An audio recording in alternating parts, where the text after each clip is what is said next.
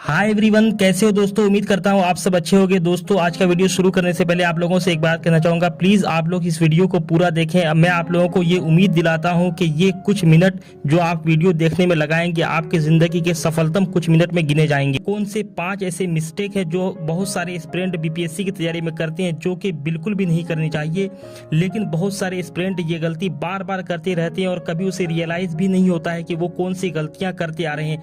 अगर आप लोग अभी से इसमें सुधार करेंगे तो निश्चित ही आप लोगों की सफलता में ये बहुत ही बड़ा मोड़ लेकर के आएगा। आज के वीडियो में हम लोग 5 बिंदुओं पर चर्चा करेंगे, लेकिन ये ज़रूरी नहीं है कि सिर्फ 5 ही बिंदु हो, इससे ज़्यादा और इससे कम भी हो सकता है किसी भी एस्पिरेंट के लिए।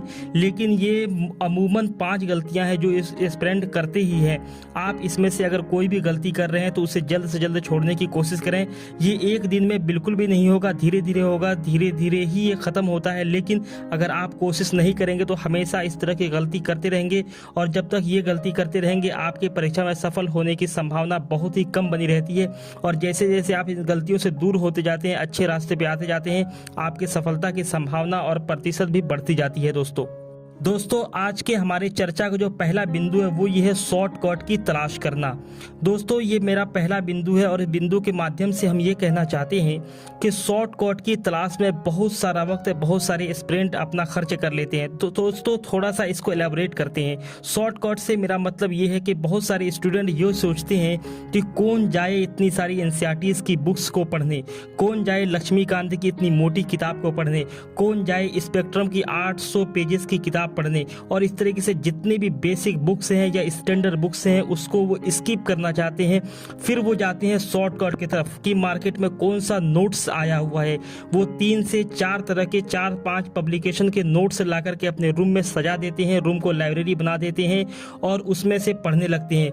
वो सिर्फ वन लाइनर को पढ़ते हैं, वो सिर्फ ऑब्जेक्टिव क्वेश्चंस को पढ़ते हैं, वो किसी भी कोचिंग का शॉर्ट नोट पढ़ते हैं, ऑनलाइन मिलने वाले नोट्स की तलाश में हमेशा रहते हैं। वो हमेशा पीडीएफ खोजते रहते हैं, पीडीएफ से पढ़ने की कोशिश करते हैं।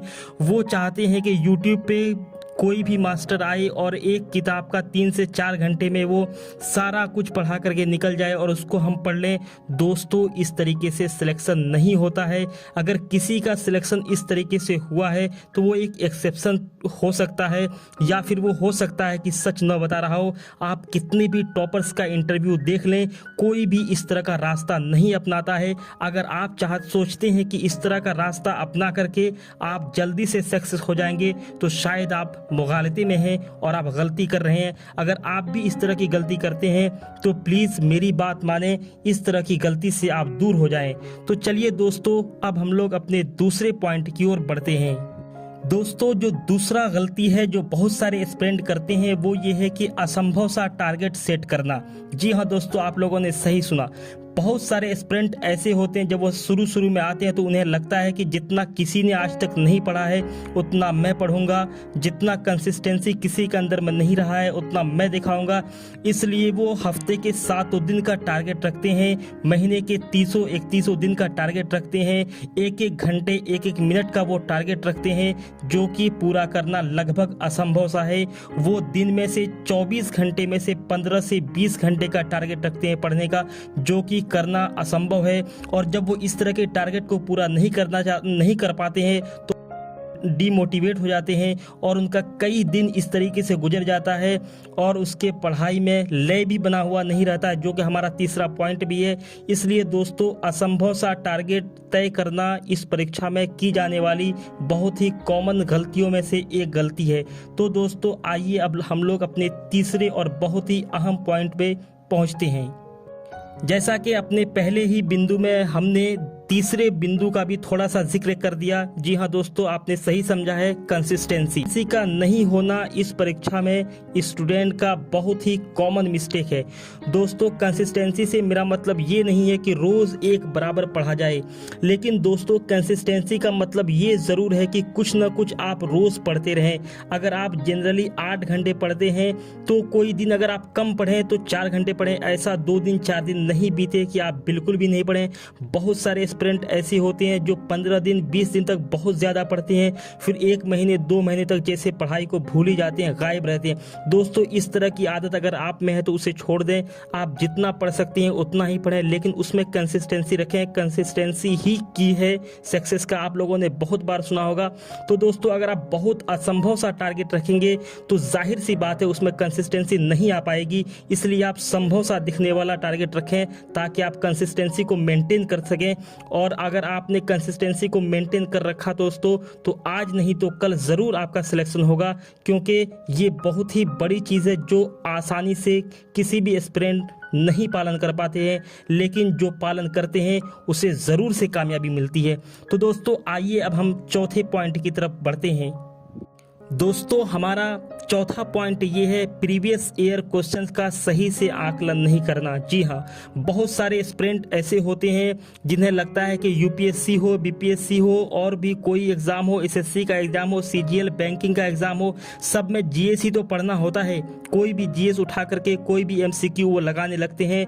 दोस्तों अगर आप बीपीएससी की तैयारी कर रहे हैं तो आपको अच्छे तरीके से बीपीएससी के प्रीवियस ईयर क्वेश्चंस को लगाना चाहिए, उनसे ये आकलन करना चाहिए किस तरीके से परीक्षा में क्वेश्चंस पूछे जा रहे हैं, किस तरीके से परीक्षा का नेचर बदल रहा है, पिछले साल में किस तरह के सवाल आए हैं। उससे आप ये अनुमान लगा सकते हैं कि अगले साल किस तरह के सवाल आएंगे, कौन ऐसे सेक्शन है जिससे ज़्यादा सवाल आते हैं, कौन से सेक्शन है जिससे कम सवाल आते हैं, कहाँ से सवाल कंटिन्यूस 2 साल से के बाद रिपीट होता है, कहाँ पे रिपीट नहीं होता है, कौन से सवाल एक बार पूछे जाते तो फिर कभी नहीं पूछे जाते, कौन से सवाल हैं जो हर साल पूछे ही जाते हैं। दोस्तों इस तरह से क्लासिफाइड करके मैं भी वीडियो जल्दी से जल्द बनाऊंगा, लेकिन आप लोग भी जब खुद से भी पढ़ रहे हो तो इस चीज़ का ख्याल रखें कि प्रीवियस ईयर क्वेश्चन आपका बेस होना चाहिए। सिलेबस के हिसाब से आप पढ़ें और प्रीवियस ईयर का सही से आकलन करते हुए आप जिस परीक्षा की तैयारी कर रहे हैं उसके प्रीवियस ईयर को अच्छे से देखें, उसके हिसाब से अपनी तैयारी को आप स्ट्रक्चर दें। दोस्तों चलिए हम लोग अपने आखिरी और 5वें पॉइंट पे पहुंचते हैं। दोस्तों हमारा जो आज का 5वां पॉइंट है वो ये है कि परफेक्ट बनने की कोशिश।